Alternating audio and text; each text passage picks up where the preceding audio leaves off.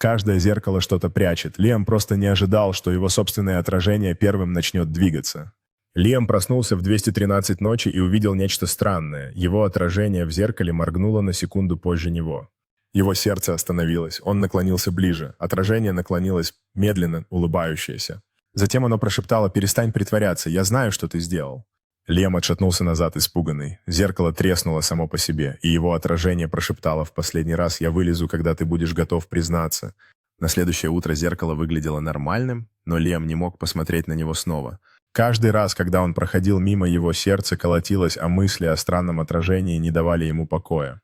Лиам знал, что зеркало больше не просто стекло. В нем заключена тьма, которая ждет, чтобы он открыл свои секреты. Он не мог избавиться от ощущения, что отражение ждет, когда он найдет в себе смелость заговорить. Собравшись с духом, Лиам подошел к зеркалу, зная, что настало время встретиться с тем, что он пытался забыть. Он глубоко вздохнул, готовясь произнести слова, которые могли изменить все. «Я признаю это», — произнес он, голос его дрожал от страха, но в то же время в нем чувствовалась решимость.